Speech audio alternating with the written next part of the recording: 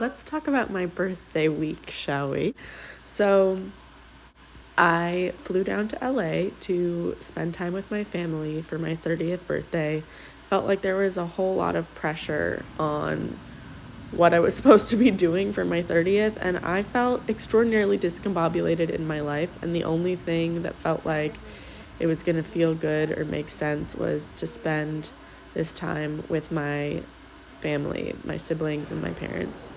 We checked out the new LACMA building, which for the uninitiated is the LA County Museum of Art.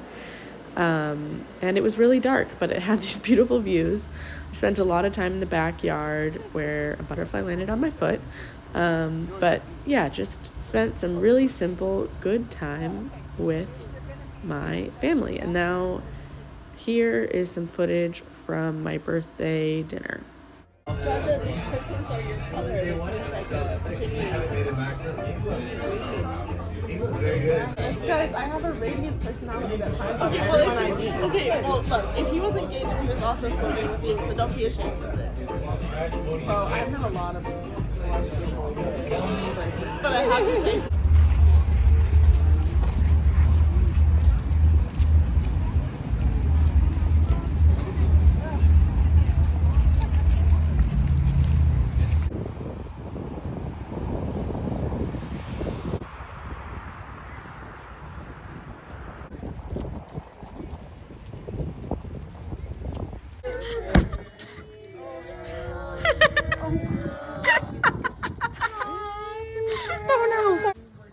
Social media, please.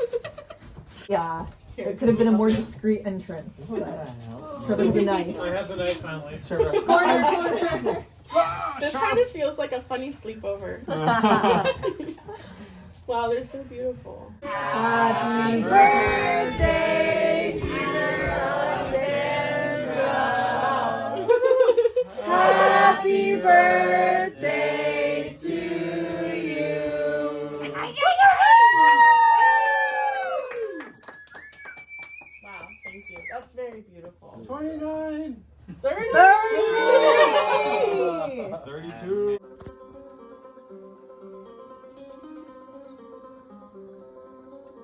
Today I got a new desk, which is pretty exciting because I've been using the same fairly medium shitty desk from Target since literally like the first week of the pandemic, so 6.5 years. Jesus Christ.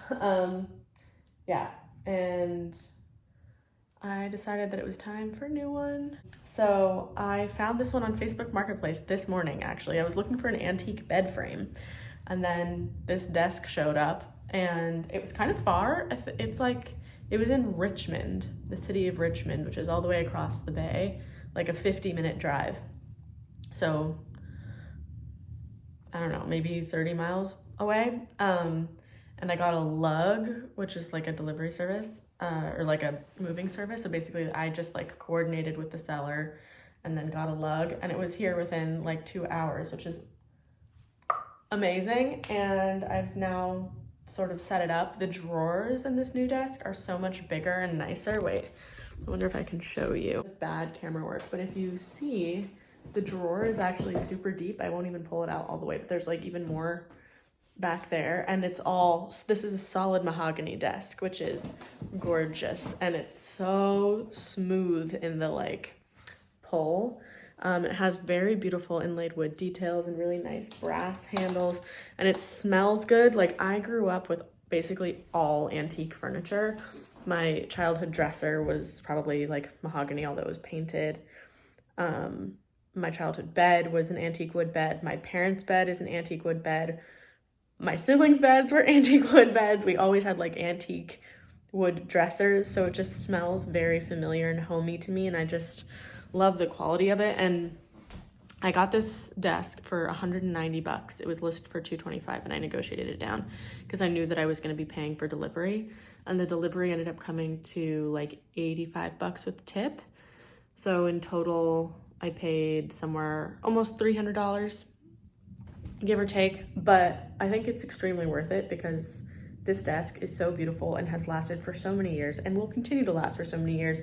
And the thing is that buying a desk like this, even if I were to move and need to sell it, like the resale value, it really retains its resale value as compared to something, sorry, I don't know if you can hear that, but it's like extremely windy outside. Anyway, as compared to something of a sort of similar style from Amazon, which would have been like $160 with free delivery, that it basically just becomes trash. But this does not, especially if you keep it well. So I'm really happy with this new acquisition. It felt a little bit nerve-wracking because I feel like it's a sort of tacit acknowledgement of my intention to stay in San Francisco rather than going to Sweden to go do the performance studies masters. But as I want to do, I have been thinking long and hard about whether or not that's the right thing. And I always say, like, I feel like the decision lives in the body, or like the decision is made in the body for me. I think other people have the maybe ability to like decide something intellectually and just go through with it. For me, that's not the way it works. I have to feel some kind of like bodily alignment or acceptance or something. And it felt a little bit different than the last time around when I was trying to make this decision about the film studies or like cinema studies masters that I got into when I decided not to go do that. But I, for similar and different reasons this time, again felt like, or have felt like, I just can't commit to this program right now. I kind of expect that I'll be back in Sweden like relatively soon.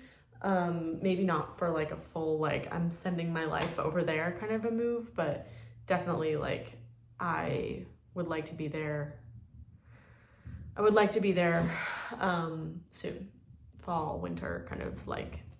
I haven't spent Lucia-dagen in Sweden yet, and that's really on my list of things that feels important to tick off. So anyway, but this is a very rambling way of saying that I feel like investing in my space is a sort of tacit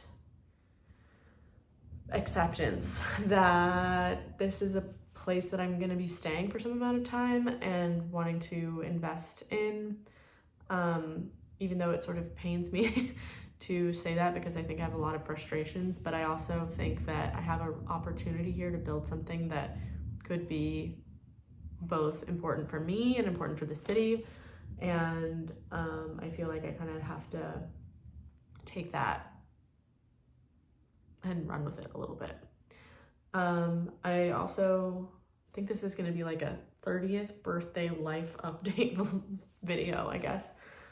So I want to show you a couple things that I got for my birthday.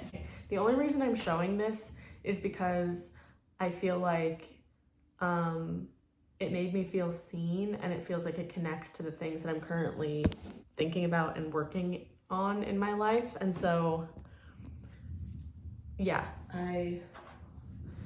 that's why I'm doing this. Okay, so what I got for my birthday.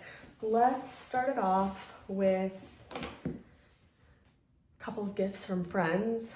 From my friends Caitlin and Galen, I got this beautiful drawing from my friends Galen and Caitlin, and it just feels like, for whatever random reason, visually it feels like it's very aligned to the kinds of thoughts that I've been having about my life and possibility and imagination and all sorts of things, and like wanting to be really rooted, and then also like seeing the beauty and wonder of the world.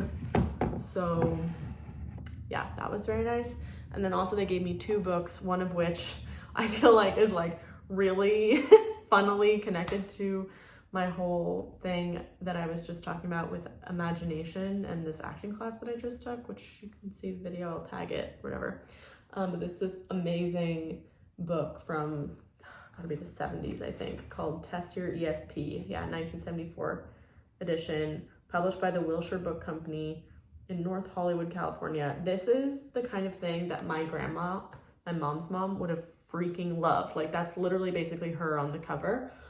And also on my birthday party, on the night of my birthday party here in San Francisco, I was wearing 2 rings, one on each hand, one from my maternal grandmother and one from my paternal grandmother, to have them sort of both with me on the night.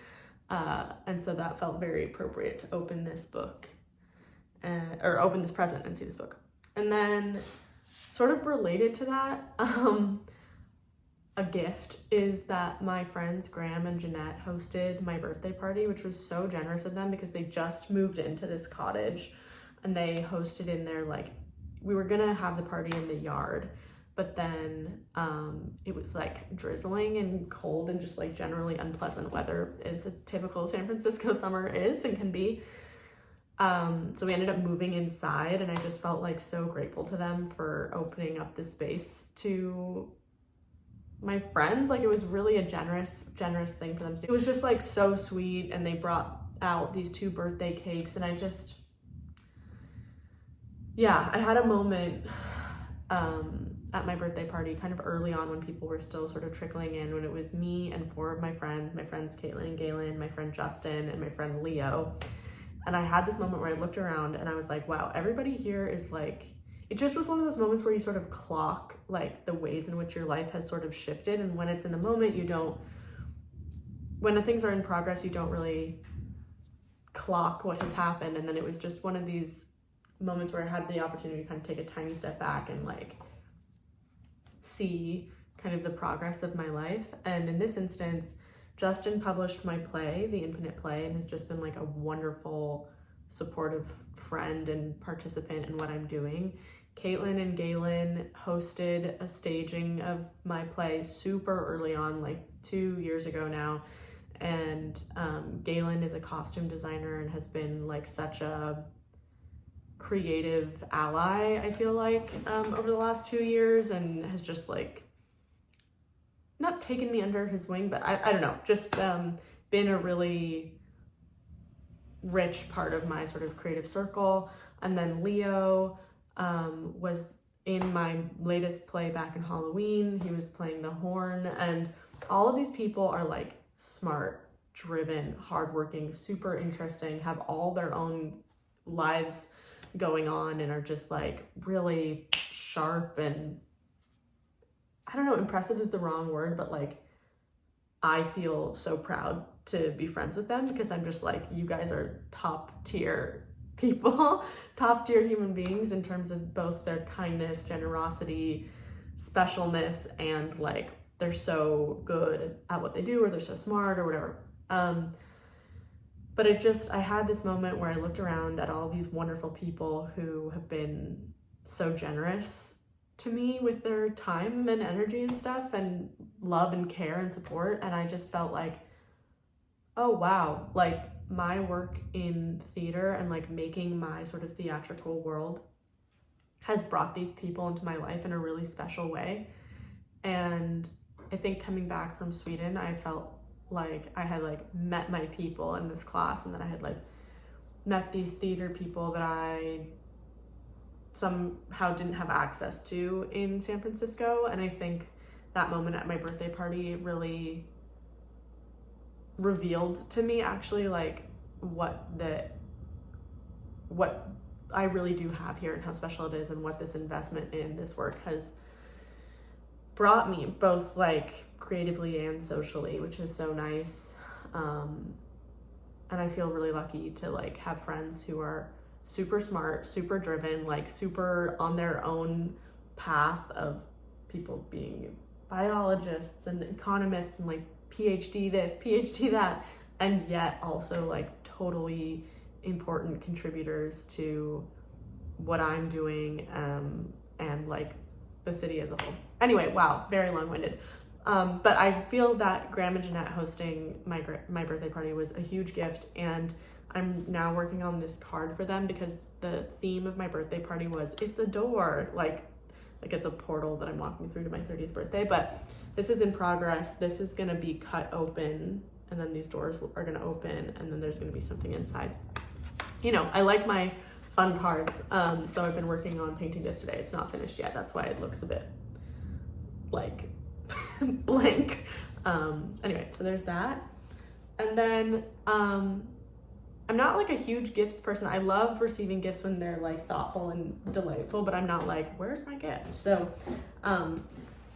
another amazing gift that I got is what I've been calling my gift from the universe, because I was walking down the street last Friday past a little free library, and there was a box next to the bookshelf that was full of, well, actually it wasn't full. It was just like scattered on the bottom. There were about 12 cassettes and 4 CDs. Yeah, 4 CDs. And they were all things that I was like super excited about. So I have them here in this little bag, but there's the Nutcracker, which I love. I danced in the Nutcracker as a child. I was a mouse. But there's a lot of like Spanish guitar concertos, Mendelssohn. We have some Pavarotti. I don't know why I said that in a Swedish accent. Sibelius. Oh, here's some hammered dulcimer music, some Christmas music. And what else have we got? Some more Mendelssohn, Pachelbel, orchestral music, you know, opera for orchestra. And then we have these 4 CDs. So we have Bizet Symphony in C minor, and then more Mendelssohn. This is the story of Mendelssohn. Haven't listened to this yet, but it's gonna be fun. Amadeus Mozart with amazing cover art. And then this Handel Mozart opera, I think. So that's all very exciting, but I didn't have any way to play that. So then, as a birthday gift to myself, I bought myself this little stereo. So it's a CD, cassette, radio, all in one. And I thought it's like a green color, and I thought that was very nice. So I bought that for myself. And I guess, well, no, I don't think the desk counts as a birthday gift. That feels more like a life choice. Yeah, and then also because first of all, very sadly, one of the Spanish guitar cassettes that I picked up, it got like totally chewed up the first time I played it. I think it either was already creased or it was maybe like not tight enough, and then it got chewed up. But I reordered it because I liked it so much and I wanted a replacement. And then also, very exciting, I ordered myself a cassette that I used to have when I was a kid of the story of Mrs. Tiggywinkle from Beatrix Potter. There was this one particular edition that I had as a kid with music in it that I've like been longing to listen to, and actually I think my mom brought it, or like has it, and like got it out of my childhood home, but I figured that I would buy myself that as a gift. But yeah, it's been nice to have. I think obviously we live in a hyper mediated world right now, but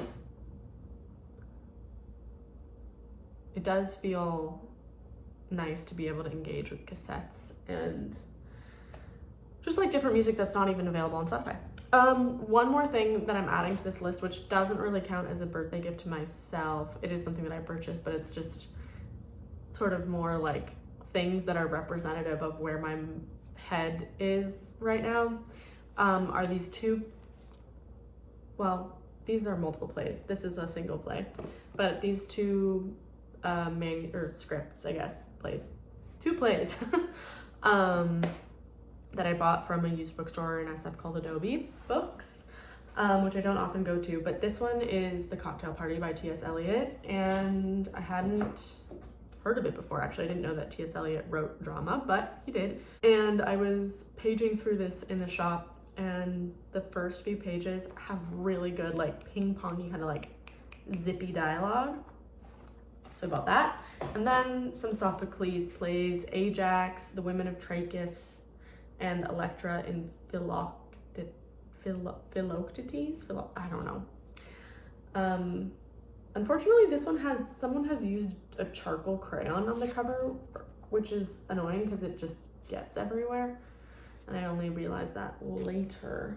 But yeah, and I was very happy because last night I wrote a new one-act play for submission, which feels really good, and I just feel like I'm actually getting my energy back. I think it took me a long time to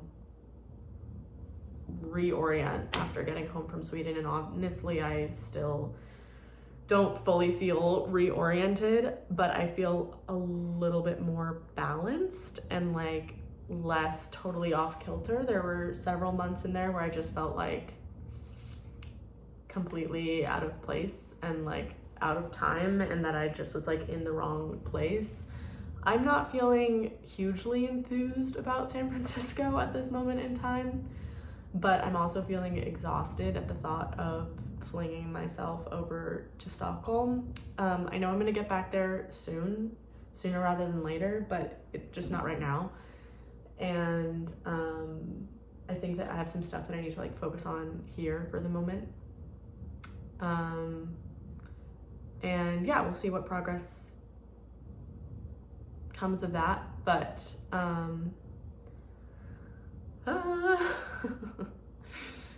just, it's scary not to take certain opportunities, but at the same time, I feel like I have my mandate here right now, and I kind of have a vision for what I want to be doing. And the very plain and simple direct fact is that the thing that I feel is absolutely most important for me right now is to make theater, write, direct, and enable more theater to be made.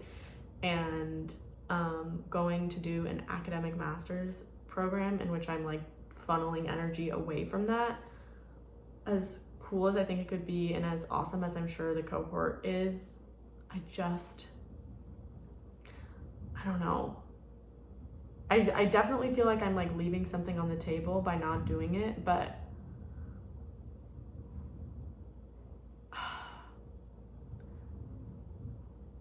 I don't know. I just really want I just want to get more theater making under my belt. And I can't quite wrap my head around the performance studies master's, honestly. I wish I could. I really wish I could, but I can't at this moment in time. So that's that. But as I keep reminding myself, Sweden will still be there. There are freestanding courses. There are lots of other flexible ways for me to get back in my groove. And right now, it seems like what I need to be doing is to just being where I am, but it is definitely scary to be like digging in deeper here for the moment. Anyway, that's all for me. Hope you're doing well. Chat to you soon.